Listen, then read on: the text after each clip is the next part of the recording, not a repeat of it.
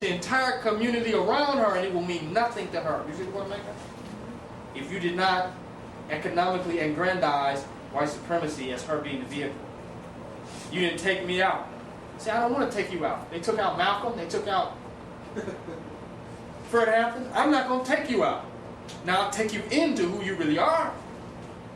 Where we can eat a nutritious, wholesome meal that wasn't prepared by people that restaurants, where you go rest with runts. You don't know what they putting in your food, what they doing back there in the kitchen. And they're charging you high, exorbitant prices for some stuff that they didn't concoct it. I'm not going to support that reality. Literally. I'm not taking you out to that. I'm not taking you to the movies. The movies means move you to something. That's what they call it, a movie. Their movies are moving you to white supremacy. Do you see the point I'm making? So I'm going to take you and move you to white supremacy. I got some revolutionary documentaries if you want to check them out. Check this Asada Shakur out.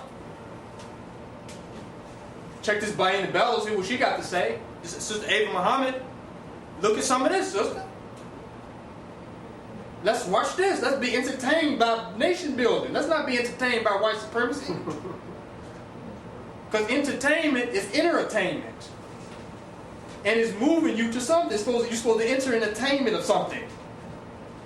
With everything you're entertained by. So that's what we must get into. Let's watch something that's going to be about black nation building. Let's become entertained by that. You ain't doing nothing unless you're spending some money with the white boy. It has no value. I said, in slavery we had true spirituality, even though we were slaves. We knew we had to hum them tunes and sing to get the work done. Too bad that slavery made us hate work. Because the same work we took to build his society is going to take the same work to build our own. But we look down upon labor now because of slavery. But we need our labor. So we must enjoy working together. The sisters that you build with must enjoy working with you to do a work to uplift people. Enjoy working together. Don't go out. Enjoy working together. Imagine a sister saying, "Baby, I love to work with you tonight." You serious? That's a whole different attitude, ain't it? Come on, I'm serious, because how are we going to build something without working? If I'm doing all of the work for the white boy, how are we building anything? We must work together to maintain and build whatever we can call our own. Or it's not ours. So we need women that's going to say that. Let's work together. We ain't worked together in a long time. Not when we went out. When you went out, you was aggrandizing somebody else's institution. You making the restaurant owner rich. And he don't even want to serve you. He wouldn't even come out and really meet you. He don't care about you from the man in the moon. And you're paying his salary. So every time you go out, you're supporting an institution. And they say, "Oh, you sound like an extremist. You're just going out. It don't really mean nothing." Yes, it do. Everything means something. Nothing is for granted. This ain't just willy-nilly. Everything you do, that's how Donald Trump and Bill Gates and Carlton Street is rich. Because they add everything. Rich people calculate everything about everything. Everything they do is calculated. And until you can become a scientist of calculating everything you do, you are not responsible enough to maintain and control wealth. Because a person who understands wealth understands everything and how it relates to wealth. Every transaction they know. Oh, I'm spending 50 cents here, I'm spending there. Just look at them sometimes. They're not just ridiculously spending money. If it's their empire, you see people who do that are rich as being employees. A basketball player is a rich employee. A musician is a rich employee. And as soon as they're fired, they go broke. But if you see somebody who's actually running their own empire and institution, everything is calculated. Every move is calculated. Everything's written off and wrote down and jotted. You see what I'm making? They calculate every move that they make. That is a real scientist. So if she's saying, "Oh, you're being too extreme," she's asking you to be less than a scientist. Don't calculate everything we do. Just leave it up to chance. See what happens. I know what's going to happen, white supremacy. Whenever we don't have our stuff together, the white people come in and take over there. We need to know everything that we're doing and be scientific in our approach. It is a science of the black person being in power. It's not a matter of praying and religion and hocus pocus. There's a science to staying in power. There's a science to raising our kids conscious. There's a science to black empowerment. There's a science to harmonious black relationships. There's a science to it.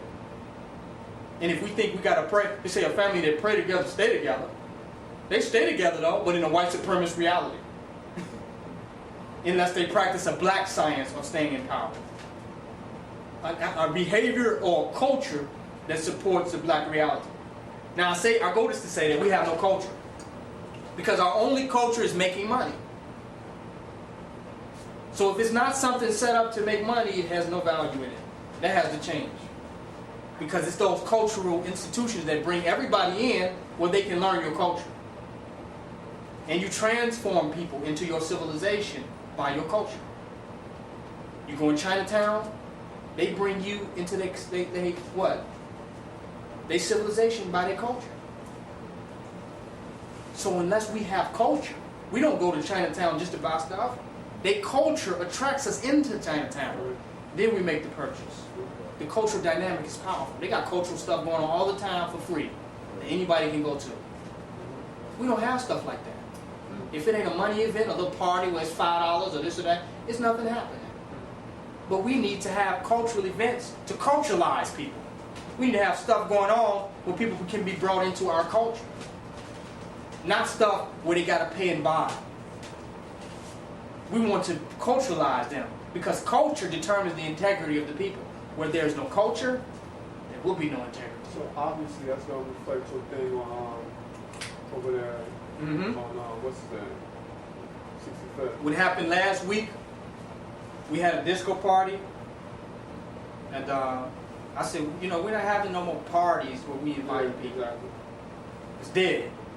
No more parties. We'll have some events and gatherings, but we have everything that people need. Rice, everything. Anything that people can use and that we can give away to help them, we're going to add that there. We'll have some music there. It's not going to be a party where the center of this is music. Right. The center of this is black unity and nation building. We have music. That's a part of it, but that's not the totality of it. You see what I'm saying? We need people drumming. Or people actually playing the drums and contributing their own energy to reality. That's the big difference. We sit back.